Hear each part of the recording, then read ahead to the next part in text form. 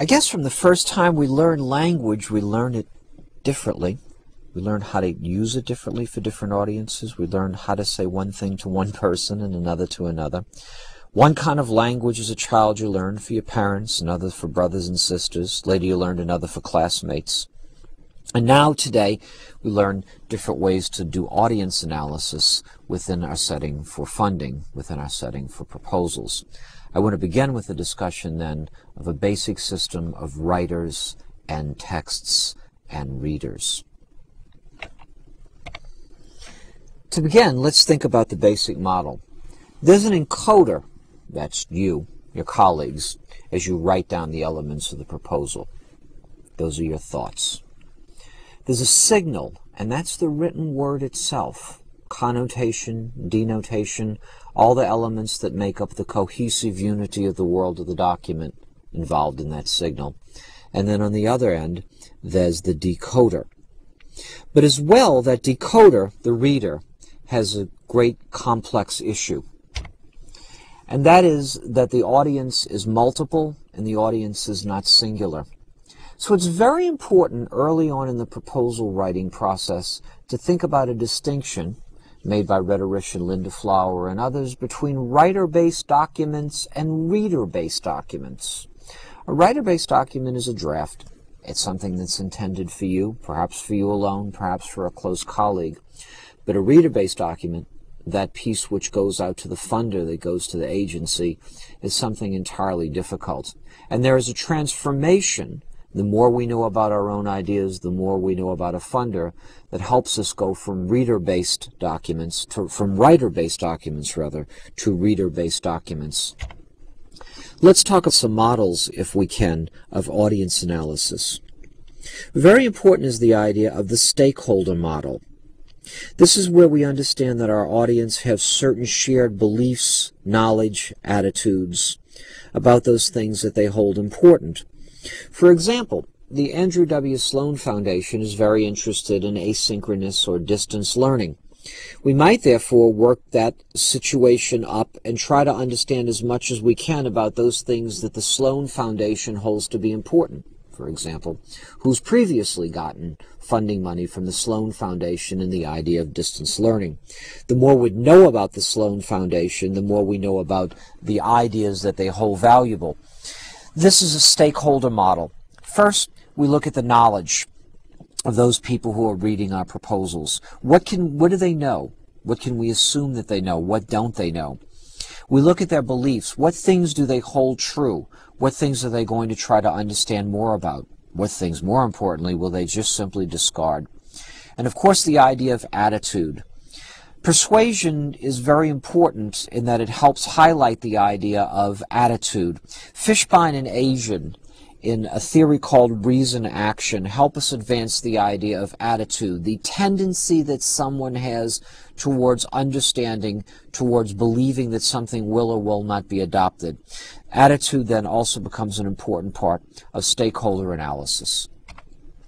Another model we might look at, as well as stakeholder analysis, is the translation model. I want you to literally think of a translation here, of taking a foreign language, for example, and rendering it into English. How would we make translation work? Well, very often that's an analogous situation to providing technical information for non-specialists. We would, for example, provide historical background of how an idea emerged. We might provide analogies of how one thing works in terms of another, an analogy that would be simple perhaps, or an idea that might be more easily understood.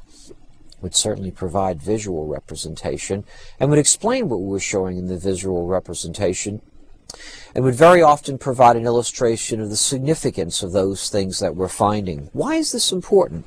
Well, again, don't assume that everyone who reads the proposal has the same technical information or knowledge or background as you do. Very often, it's useful to provide a translation, especially in very deep and complex technical material in a proposal. Another model is the organizational model. And here we try to understand the organization as if it sort of has personality.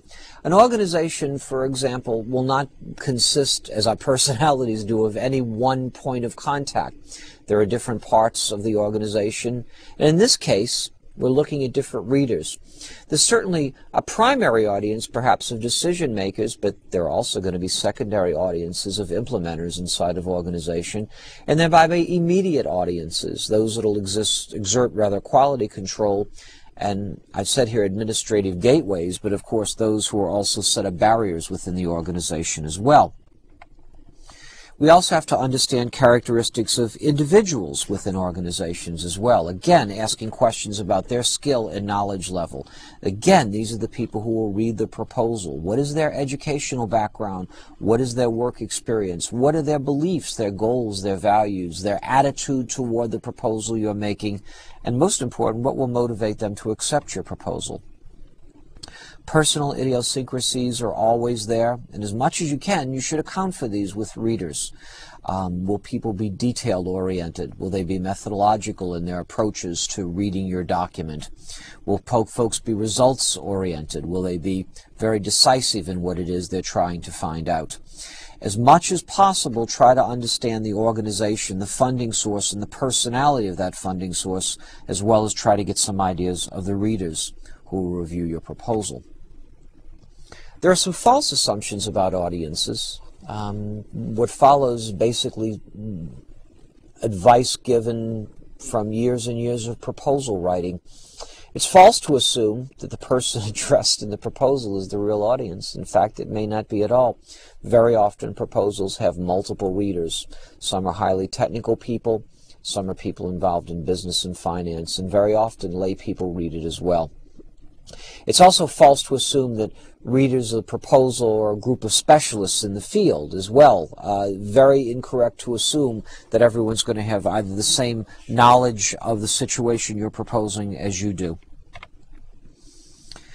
It's false to assume that readers of a proposal are as familiar with the context of the proposal as you are, or that, for example, they have daily discussions about the content of the proposal. Very often, a reader's mind would have to be refreshed of the significance of a proposal, even if it's to a specific funding source at a particular time.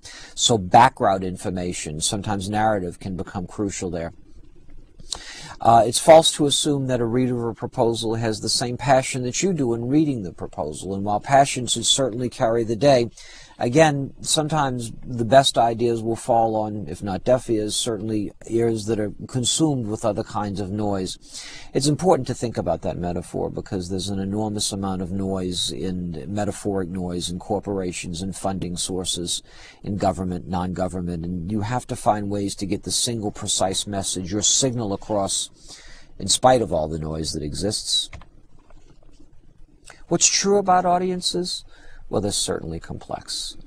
There's certainly the idea of one reader or discourse being private is very often shown to be not true in practice. The role of the writer has to be very precise, very meticulous in getting ideas through.